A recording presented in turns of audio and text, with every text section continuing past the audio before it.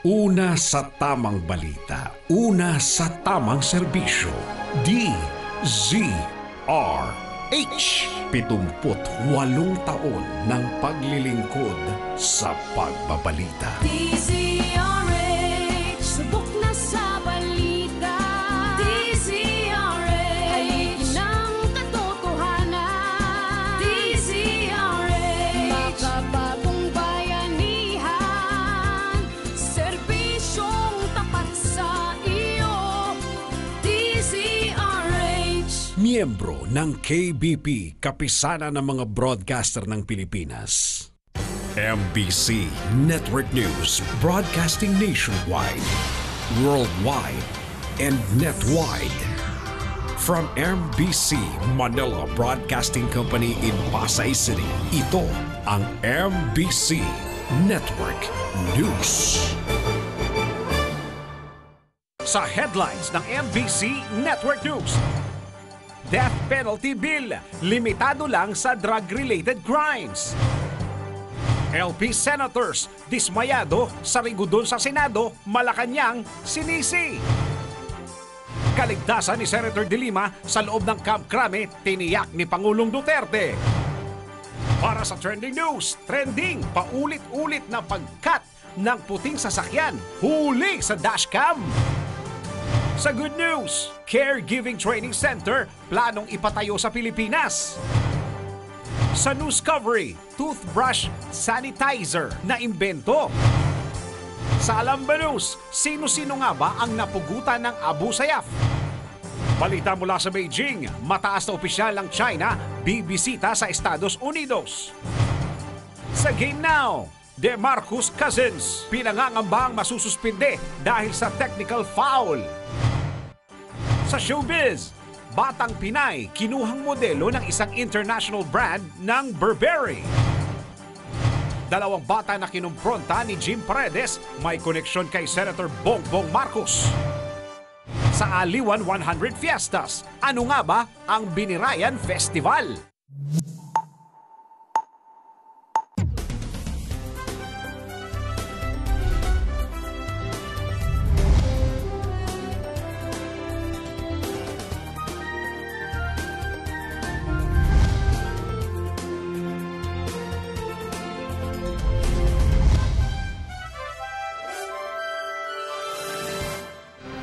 Magandang araw Pilipinas, Luzon, Visayas at Mindanao at sa buong mundo. Samahan po ninyo ako ng kalahating oras na balitaan. Narito ang detalye ng mga balita.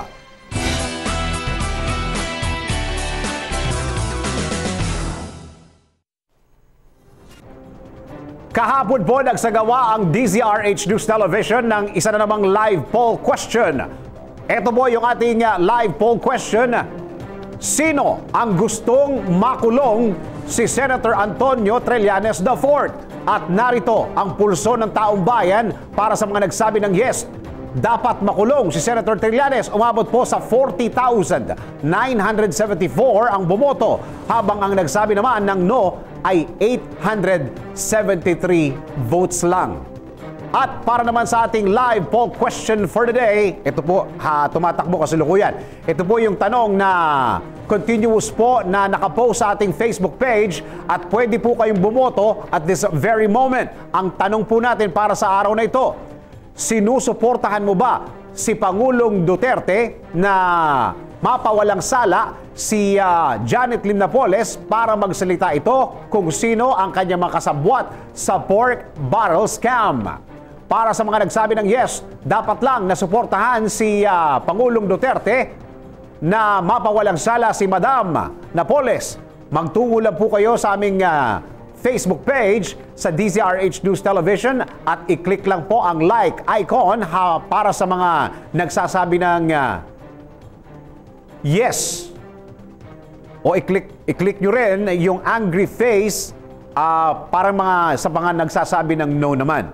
Mag-comment at i-share lamang ang aming live poll para maging kabilang kayo sa mga may pakialam sa mga issue ng ating bayan at marinig po ang inyong boses. Boto na!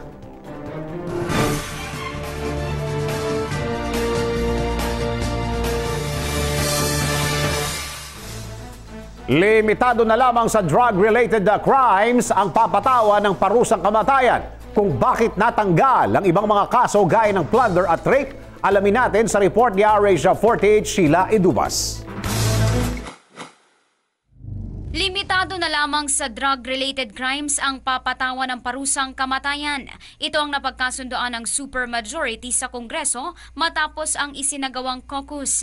Kinumpirma ni Representative Ray Umali, chairman ng House Committee on Justice, na tinanggal na sa listahan na papatawan ng death penalty ang plunder, treason at rape at tanging naiwan na lang ang kasong may kaugnayan sa paggawa at pagbebenta ng bawal na gamot. Sinabi ni Umali na mas madali nilang maipapasa ang death penalty bill kung limitado na lamang ito sa mga krimen na may kinalaman sa iligal na droga. Inaasahan na matutuloy na ang botohan sa panukalang parusang kamatayan sa Miyerkules. Para sa MBC Network News RH48 Sheila Edubas, naglilingkod sa pagbabalita. Nalusaw na ang supermajority sa Senado. Ito'y matapos alisaan ng committee chairmanship ang 4 na senador ng Liberal Party. Kung sino-sino ang mga senador na ito at kung ano ang kanilang reaksyon sa biglaang pagkakatanggal sa hinahawakang komite. Alamin natin sa report ni RHO9 sa Nicasulia. Nalusaw na ang supermajority sa Senado makaraang alisan ng committee chairmanship ang 4 na senador na miyembro ng Liberal Party. Naniniwala ang LP Senators na ang Malacanang ang nasa likod ng pagpapatalsik sa kanila sa mga hawak nilang committee chairmanship. Partikular na naapektuhan ng rigudon sina Senator Franklin Drilon, Kiko Pangilinan, Bam Aquino at Risa Hontiveros. Si Pangilinan ay pinalitan ni Senator Cynthia Villar bilang chairman ng Agriculture Committee, habang si Drilon ay pinalitan bilang Senate President pro tempore ni Senator Ralph Recto. Samantala, inupo si Senator Francis Cheese Escudero sa panel ni Bam Aquino sa Education Committee at pinalitan si Hontiveros ni Senator J.B. Ejercito bilang chairperson ng Health Committee. Para kay Senator Kiko Pangilinan, nawala na ang pagiging independent at naging sunod-sunuran na ang Senado sa Malacanang. Sinabi ni Pangilinan na hindi na siya nasurpresa sa nangyari matapos arestuhin ang kapartido na si Senator Leila de Lima. Samantala, tanggap naman ni Senator Bam Aquino ang pagpapatalsik sa kanya bilang chairman ng Committee on Education. Sinabi ni Aquino na nasampulan sila dahil sa hayagang pagkontra sa ilang policy na itinutulak ng Duterte administration. RH9, Sunny Casulia, naglilingkod sa pagbabalita. Boeing 777 aircraft ng Korean Air nag-emergency landing sa NAIA. Magbabalita ng live si RHO 6, Sherwin Bata Alfaro. Sherwin, kumusta na? Ano nang latest? Demis, ligtas naman yung 285 pasahero ng Korean Air na biyaheng Incheon, Korea nang mag-emergency landing ito kanina sa Manila International Airport Authority o dito sa NAIA runway. Humingi ng saklolo yung naturang aircraft, yung aeroplano ng Korean Air na nanggaling pa ng Singapore at ito'y diretso dapat nalilipad patungo ng Incheon, Korea. Subalit pagdating sa airspace ng Maynila ay nakaranas yung aeroplano ng usok sa loob ng passenger cabin. Dahil dito ay humingi ng saklolo sa Manila Control Tower at humingi ng permiso kung maaari makapag-emergency landing yung naturang aircraft na habang para malaman din kung ano yung pinagmumula ng naturang usok. Proceed yung naturang emergency landing kaninang alas 2 ng madaling araw at ito'y agad naman in-inspect din ng pamunuan ng Manila International Airport Authority kung ano yung maaaring maitulong nila dito nga sa naturang eroplano ng Korean Air. Nung ginawa yung inspection, wala namang malaking danyos o maaaring naging sunog doon sa eroplano, kundi posibleng may ilan lamang na factor na pinagmula ng usok kung kaya pinalipad din ng Manila International Airport Authority ng naturang eroplano bandang alas 5 na ng madaling araw kanina. At ang maayos naman dito, ligtas yung 285 pasahero na sakay ng naturang eroplano. Walang Pilipino doon na Sherwin? Wala. Yung biyaheng ito kasi ng Korean Air galing ng Singapore at ito'y direct flight going to Incheon. Subalit pagdating sa airspace sa Maynila, doon nakita ng excuse me, ilan sa mga pasahero na may umuusok doon sa kanilang kabina. kuketa humingi ng saklolo sa Manila Air Control Tower. Itong piloto na si Ivan Steven na siyang gumawa ng emergency decision para magkaroon ng emergency landing dito nga sa paliparan ng NAIA. Okay, maraming salamat, Sherwin. Yan ang Teaser H News, RH number 6, Sherwin Bata Alfaro, naglilingkod sa pagbabalita. Nagbabalita ng live si RHO6, Sherwin Bata Alfaro. Samantala,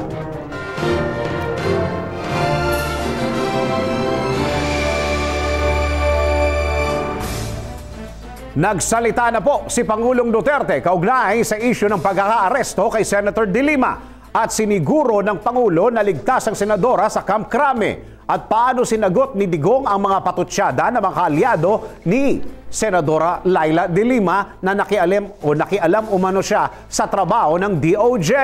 Alamin natin sa report ni RH48 Sheila Idubas. Sa unang pagkakataon, nagsalita na si Pangulong Digong Duterte kaugnay sa pagkakaaresto kay Senator Laila De Lima. Nilinaw ni Duterte na wala siyang kinalaman sa pagkakaaresto kay De Lima at hindi siya nakikialam sa trabaho ni Justice Secretary Vitaliano Aguirre. Ayon sa Pangulo, nasa korte na ang kaso ni De Lima at ayaw niyang labagin ang proseso ng batas. Mas mainam niya na ang korte at ang taong bayan na magsalita at humusga kung talagang walang kasalanan si De Lima na kinasuhan sa iligal na droga. Tiniyak din ng Pangulo ang kaligtasan ni Senator Laila De Lima habang ito ay nasa custody ng PNP sa Camp Crame. Ayon kay Duterte, gusto ng taong bayan na buhay na makulong si De Lima para mapanagot sa kanyang ginawa.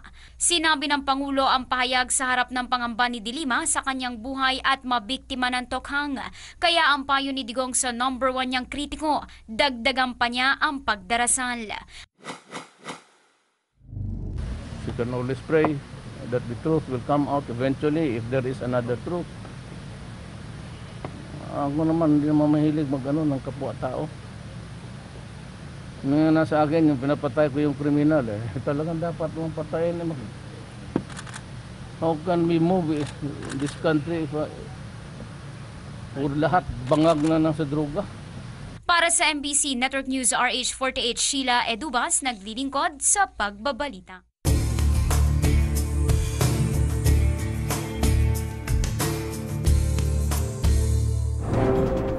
AFP kinundi na ang brutal na pagpaslang ng Abu Sayyaf sa bihag na Aleman. Magbabalita si 24 Edmar Estabilio. Edmar? Dennis, sa maring kinundanan ng Armed Forces of the Philippines ang brutal na pagpaslang ng Abu Sayyaf Group sa kanilang bihag na Aleman na si Jordan Cantor.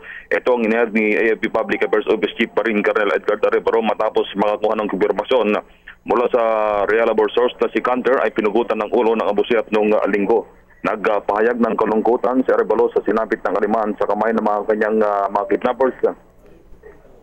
At pinapaabot ang pakikiramay ng AFP sa pamilya ng biktima. Ayon kay Arevalo, marami ring dalaga sa hanay ng AFP sa walang humpay na pagsusumikap ng militar na mailigtas si Cantor at iba pang mga bihag ng Abu Sayyaf.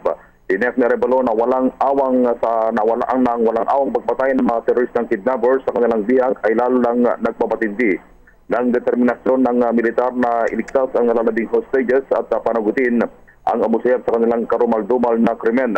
Patuloy niyang nagsusumikap ng AFP na ma-recover ang mga labi ni Cantor para maibalik sa pamilya nito at mapagkalooban ng disenteng paglilibing. Edmar, alam mo, natatandaan mo yung pinag-usapan natin kahapon. So, nangyari, mas nauna pang nakaalam yung social media kaysa sa mga AFP. Yes, Dennis, kasi ang AFP kasi hindi naman agad sila maglalabas ng pahayag kaugnay dyan. Dahil sinabi nga ni General Padilla kahapon, kailangan daw meron silang pagbabasehan bago nila kumpirmahin. Unang-una, kung sila mismo nakakita dun sa bangkay o nakita nila yung pagpugot at bago man makuha, ay kailangan pang idaan mo na yan sa DNA. Dennis, yung DNA testing para matiyak na yun daw talaga yung bangkay ni Cantor. Dahil ngayon daw, dahil matindi na rin yung teknolohiya na pwede mong may edit yung itsura ng tao dun sa at gawan ng eksena yung isang tao dun sa video. Kaya hindi nila kinukumpirma. Pero kahapon ay kinumpirma na nga matapos ng makita makita sa video at nagkinumpirma rin ng iba pang opisyal yung pagpugot ng Abu Sayyaf, Dennis. Okay. Itong video na sinasabi mo, ito yung pinalalabas natin ngayon na Edmar? Ito yung galing sa kanila? Yan na yun. Walang iba. Kasi nung una, hindi na niniwala ang AFP dahil pwede raw baguhin yung itsura ng tao at pwedeng gawin daw ng Abu Sayyaf yan dahil nga dun sa dahil ngayon nagagawa nga raw yung mga ganyan, di ba? Kaya kanina ay kagabi ay talagang kinumpirma na ng AFP na talagang pinugutan na yung ulo ni Canter. Okay, so anong plano ng AFP ngayon? Diretso na. Bubulbusin. Diretso na dahil airstrike na yung kanilang susunod na gagawin. Yung pagbubomba dun sa kuta nung Abu Sayyaf at nagkaroon na ng ang sinasabi ay may mga nalalagas ng membro ng Abu Sayyaf dahil nga dun sa tuloy-tuloy na airstrike na isinasagawa ngayon dun sa Basilan. Okay, maraming salamat, Edmar. Yan ang DZRH News, Aris TV, Edmar Estabilio, Aris 24, naglilingkod sa pagbabalita. Nagbabalita ng live si 24, Edmar Estabilio. Sa Mandala, kakasuhan ng Duterte Youth ang veteranong musician na si Jim Paredes matapos ang ginawa umanong pambubuli sa kasagsagan ng EDSA People Power Anniversary. Kung anong kaso ang isasampa ng mga Duterte Youth, alamin natin sa report ni RHO 9 Sunny Casulia. Kakasuhan ng grupong Duterte Youth ang veteranong musisyan na si Jim Paredes. Ito'y dahil sa ginawang pambubuli ni Paredes sa ilang miyembro ng Duterte Youth na magsagawa ng pagtitipon sa People Power Monument sa EDSA noong Sabado ng umaga. Ayon sa isang miyembro ng Integrated Bar of the Philippines, Quezon City Chapter, maaaring kasuhan ng unjust vexations at theft si Paredes. Sinabi ni Atty. Lorenzo Gadon na bukod sa pananakit, hinablot din ni Paredes ang dalang tarpaulin ng grupo ni Ronald Cardema. Naging viral sa social media ang inasal ng veteranong musician at kilalang taga-suporta ng Liberal Party nang hamunin ang ilan pang kasamahan ni Cardena sa katatapos na pagtitipon sa EDSA. RH9, Sunny Casulia, naglilingkod sa pagbabalita.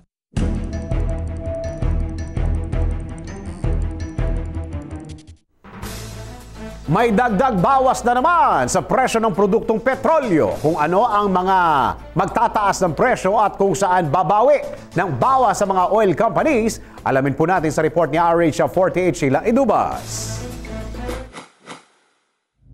Sinalubong ng mataas na presyo ng diesel at mababang presyo ng gasolina ang huling araw ng Pebrero. Umabot sa 35 centavos kada litro ang dagdag sa presyo ng diesel, habang bumaba naman ang presyo ng gasolina ng 40 centavos kada litro. Kabilang sa nagpatupad ng dagdag bawas ang Eastern Petroleum, Flying V Petron Corporation, Pilipinas Shell, PTT Philippines, Sea Oil at Uni Oil. Ito ay bunga pa rin ng panibagong paggalaw ng presyo ng krudo sa pandaigdigang pamilihan. Para sa MBC Network News RH48, Sheila Edubas, naglilingkod sa pagbabalita.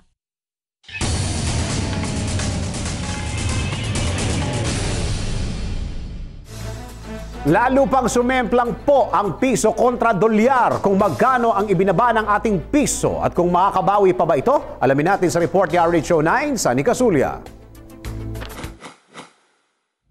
Sumemplang ang piso sa pinakamababang palitan laban sa dolyar sa nakalipas na isang dekada. Ito'y matapos magsara sa 50 pesos and 20 cents ang foreign exchange rate mula sa 50 pesos and 21 centavos noong Biyernes. Ayon sa mga analyst, ang panibagong paghina ng piso ay resulta ng espekulasyon mula sa inaantabayan ng talumpati ni US President Donald Trump ngayong linggo. Nagbabala naman ang isang trader na maaaring sumampa pa sa 50 pesos at 50 sentimos ang palitan kapag nagpatuloy ang mga pagkabahala sa economic reform sa ilalim ng bagong administrasyon sa Amerika. RH9, Sunny Casulia, naglilingkod sa pagbabalita.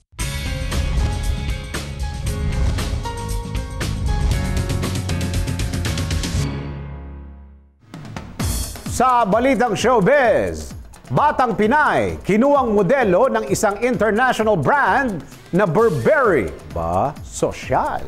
Magbabalita si RH43, si Rocky. Kasalukuyang rumaratsada ang karir na isang batang Pinay na nakilalang si Skylar Luis. Ito'y matapos na mapili ito sa dandaang bata na nag-audition mula sa iba't ibang bansa na maging modelo ng Burberry, isang British luxury brand ng mga damit, bag, sapatos, accessories at pabango para sa children's section nito. Ayon sa nanay nito na si Laverne Baksafra McLeish na nagtatrabaho bilang supervisor sa London, hindi niya akalain na mapipili ang kanyang anak na magdadalawang taong gulang pa lamang. Ang iba pang detalye para sa balitang yan mamayang alas 12 ng tanghali sa aking STL Showbiz Chismis Live. At yan aking balita. Ako naman si RH43 Rocky, ang inyong kaliga sa mundo ng showbiz.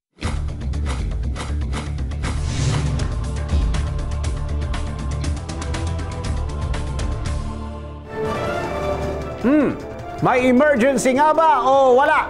Ito ang pinagtatalunan ng mga netizen na nakakita sa ating trending video ngayon dahil sa walang habas na pag-swerve nito kahit pa marami mga sasakyan ang halos mabangga nito dahil sa bilis din ng pagmamaneho. Kayo na po o ikaw na ang humusga kung tama ba ang ginawa ng driver na ito. Para sa kabuong detalye ng balitang yan, narito ang report ni RH44 Vien Dacles.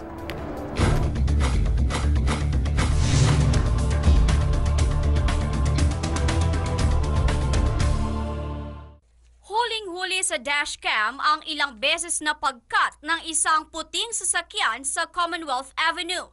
Kitang-kita ang walang habas na pag-swerve at pagkat ng Hyundai Accent na may conduction sticker number na MQ4261 na naka-hazard pa sa tuwing gagawin ang paniningit sa kalsada.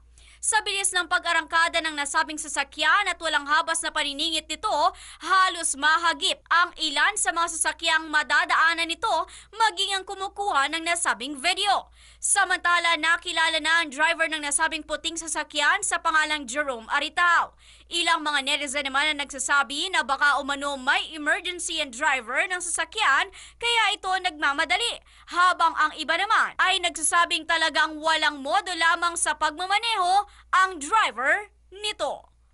Para sa MBC Network News, RH44, Vien Dacles, naglilingkod sa pagbabalita.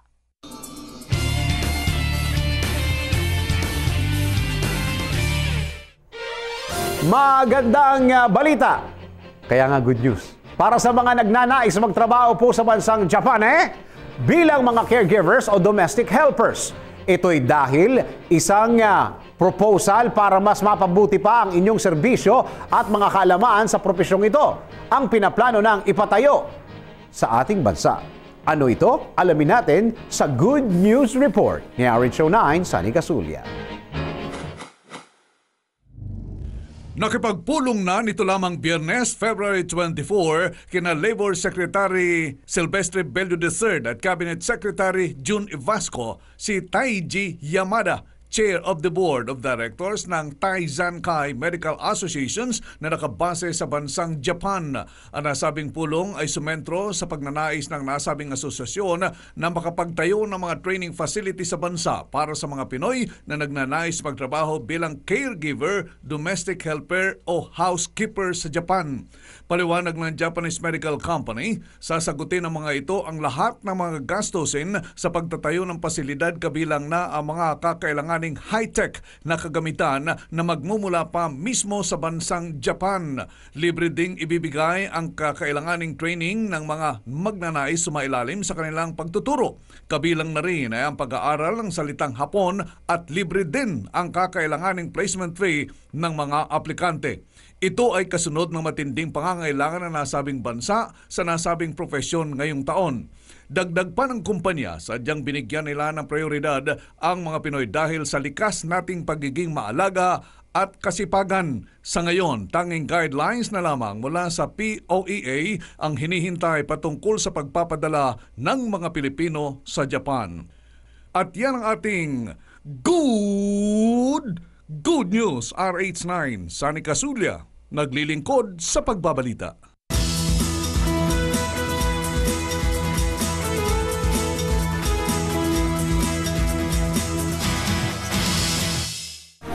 Ngayong araw lang kinumpirma ng Armed Forces of the Philippines na totoo ang kumakalat na balita na patay na at pinugutan na ang German national na bihag ng Abu Sayyaf. Pero alam niyo ba kung sino-sino pa ang mga bihag na pinugutan ng Abu Sayyaf? Alamin natin sa Alamba News ni RHO9, Rita Salonga. Kinumpirma na ng Malacanang ang pagpugod ng ulo ng Abu Sayyaf Group sa German national na si Eugen Kantner noong Sabado sa may sitio Talibang, Barangay Buanza, Indanan, Sulu. Natapos na ang palugit na ibinigay ng rebelding grupo sa gobyerno at pamilya ng biktima para sa 30 million peso ransom demand nito para sa kalayaan ni Kantner. Ayon kay Presidential Peace Advisor Secretary Jesus Dureza, mariing kinokondena ng Administrasyong Duterte ang nasabing krimen at ipinapaabot nito ang pakikipagdalamhati sa mga kaanak at kaibigan ng German national. Si Kantner kasamang kanyang may bahay ay kinidnap noong Nobyembre ng nakaraang taon sa kanilang yate. Ang asawa nito ay namatay ng manlaban nito sa mga rebelding grupo. Hindi ito ang unang pagkakataon na nakidnap ang mag-asawang German. Noong 2008, kinidnap na rin sila ng mga Somali pirates at hinostage ng mahigit 1 buwan sa may Gulf of Aden. Si Kantner ay isa lamang sa mga naging hostage ng Abu Sayyaf na pinugutan nila ng ulo matapos hindi makapagbayad ng ransom. Balikan natin ang ilan sa mga naging biktima na ng nasabing rebelding grupo. Para sa kabuuang balita, maglagon lang sa www.tcrhnews.com. Para sa Alamba News, RH49 Rita Salonga, naglilingkod sa pagbabalita.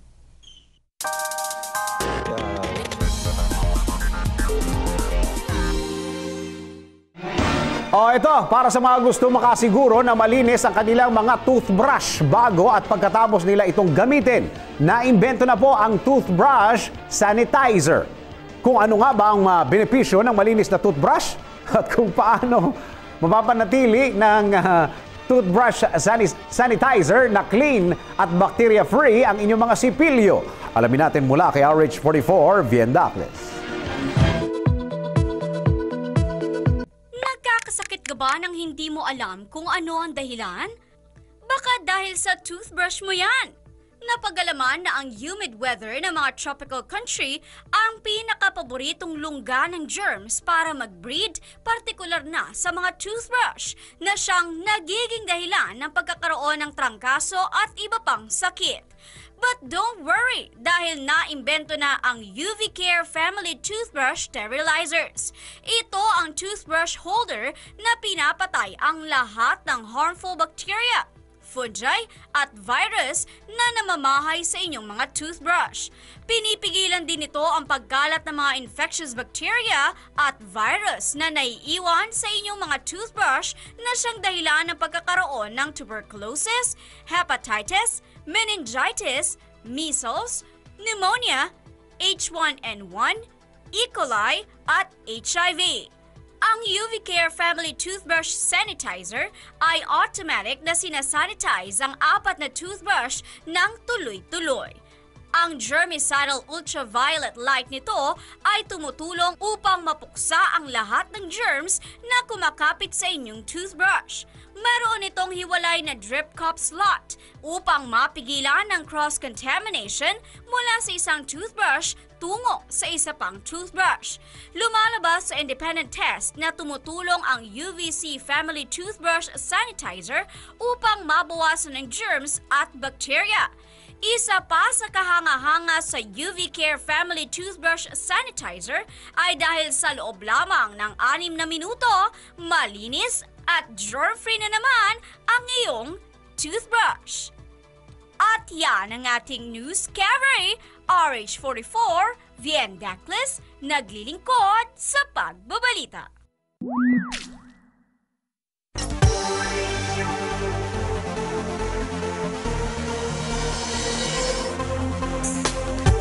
Balita mula sa Beijing, mataas na opisyal ng China bibisita sa Estados Unidos.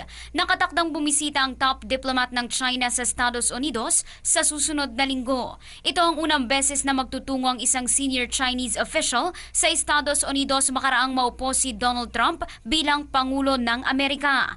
Ang official visit ni State Councilor Yang Jiechi ay kasunod ng pag-uusap sa telepono sa pagitan ni Yang at ni U.S. Secretary of State Rex Tillerson. kung saan natalakay ang kahalagahan ng ugnayan ng dalawang bansa. Samantala, balita naman mula sa Estados Unidos, bilang ng mga nag-overdose ng heroin, tumaas. Tumaas ng may 4 na beses ang kaso ng mga namatay dahil sa heroin overdose sa Estados Unidos mula 2010 hanggang 2016. Ayon sa National Center for Health Statistics, umabot na sa mahigit 13,000 na katao ang namatay sa overdose dahil sa heroin nitong 2016 kumpara sa 3,000 nasawi noong 2010.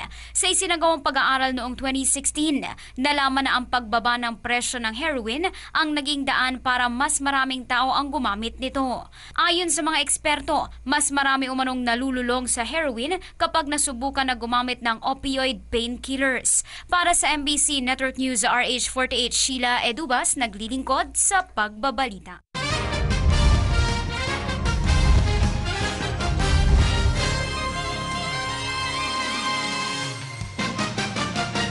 Maaaring masuspende si DeMarcus Cousins ng New Orleans Pelicans ng isang laro matapos makuha ang ika-18 na technical foul para sa season na ito sa kanilang laro laban sa Oklahoma City Thunder. Nakuha ni Cousins ang technical foul matapos makipaggiitan kay Steven Adams ng Thunder. Pareho silang binigyan ng technical foul dahil sa insidente. Subject sa review ang lahat ng technical fouls na tinatawag sa mga players tuwing laro. Kung hindi babawiin ng ligang technical foul, automatic na suspended siya para sa isang laro. Matatandaan naging crucial ang rule na ito sa huling NBA Finals kung saan nasuspende si Draymond Green ng Golden State Warriors para sa Game 5 ng serye na nagbigay ng pagkakataong makabalik ang Cavaliers. At yan ang ating balitang pampalakasan para sa game na ako si Toby Pavon.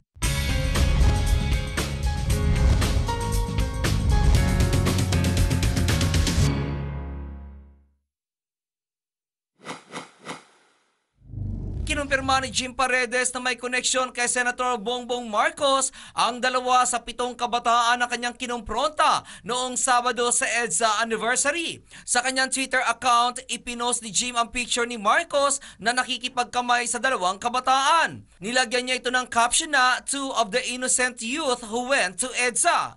Nilagyan niya ng open and close apostrophe upang ipakita na questionable ang word na innocent youth na kanyang inilagay sa caption. Sa isa pang post nito, sinabi ni Jim na kagagaling lang niya mula sa isang enjoyable confrontation sa 7 kabataan na Maka Duterte.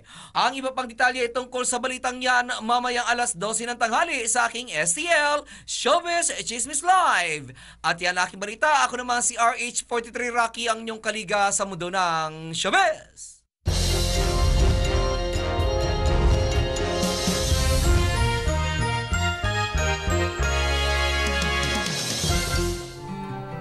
Makulimlim ngunit maalinsangan na panahon ang naranasan sa ilang bahagi ng bansa. Ano kaya ang ibig sabihin nito?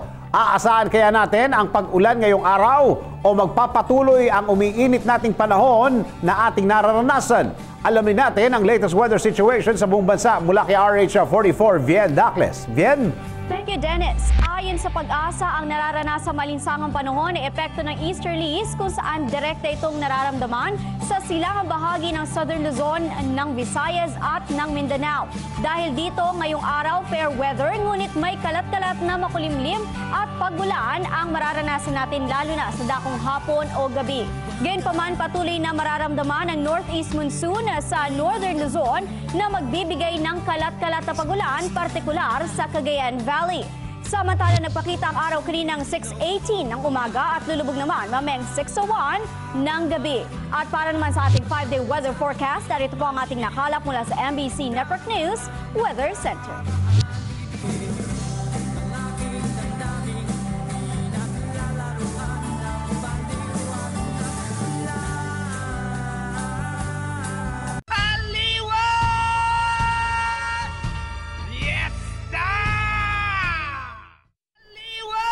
And we're counting like less than 2 months down to Aliwan Fiesta 2017. At tuloy-tuloy na ang ating paghahanda po para sa tinaguriang Festival of Champions. Pero bago natin kilalanin ang mga aabangan sa grandest festival in the Philippines, kilalanin muna natin ang mga piyestang ipinagdiriwang ng bawat rehiyon sa ating pong bansa. Hatid ng Aliwan Fiesta featuring 100 fiestas in the Philippines. At sa araw na ito, tampok natin ang Binirayan. Binirayan, ha? Alam ko dati, binayaran eh. Binirayan Festival. Let's know more about our culture and festivities. Let's watch this. Aliwan presents 100 Fiestas in the Philippines.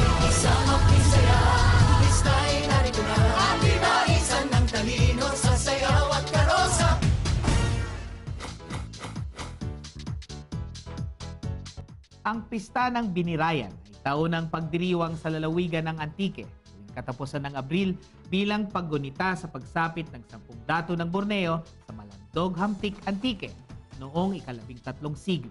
Isa rin itong pagkilala sa lahing Malayo na ninuno ng mga katutubong Antique. Sa Pista ng Binirayan, muling binabalikan at isinasadula ang alamat ng Maragtas sa pagdaong ng 10 dato sa Sapa ng Serwagan.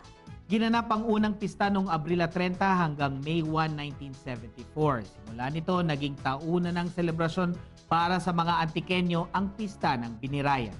Ang Binirayan ay katutubong salita ng ibig sabihin ay kung saan dumaong na tumutukoy sa sinapitan ng mga dato mula sa Borneo. Abangan ang mga festival champions sa Aliwan Fiesta Festival of Champions 2017. April 20, 21, and 22, 2017. Watch it live dito sa DZRH News Television, Facebook at YouTube live channel at dzrhnews.com. Isang mapisaya, ista'y narito na. At iba-isan ng talino sa sayaw at karosa.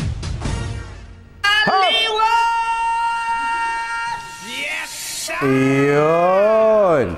Ilang araw na lang po bago mag-Aliwan Fiesta. Eto po, meron tayong, papalapit na ng papalapit. 53 days to go before Aliwan. Sa lahat po ng mga nakakaabot o naabot na aming broadcast na ito, ay nako, iniimbitahan po namin kayo na pumunta po sa harap mismo ng Manila Broadcasting Company. Dito mismo sa harap mismo ng Aliw Theater. Magsama-sama tayo kasama ang mga malalaking fiesta ng Pilipinas sa Aliwan Fiesta 2017. At para sa ating pinakalas na tingin sa ating live poll, alamin na natin kung ano na ang pinaka-latest dito sa ating katanungan. Sinusuportahan mo ba ang Pangulong Duterte na mapawalang sala si Janet Lim Napoles para magsalita ito kung sino ang kanyang mga kasabwat sa pork barrel scam? Ang nagsabi ng yes na patuloy na tumataas ay 5,618. Pwede pa rin kayong pwede pa rin kayong bumoto ha. Ang no ay mukhang nagagalit sa 428. So pwede pa rin kayo bumoto, tuloy-tuloy pa rin po yang poll natin na yan. At puntahan lang po ang Facebook page ng DZRH News Television. At sumayin nyo naman ang kalating oras ng ating balitaan, mga impormasyong dapat ninyong malaman saan mang sulok ng mundo. Sa ngalan ng bumubuo ng MBC Network News, ako po inyong lingkod sa pagbabalita. Ako po si Dennis Antinor Jr. Bukas alas 11 na umaga, tuloy-tuloy po ang ating balitaan dito lamang sa MBC Network News.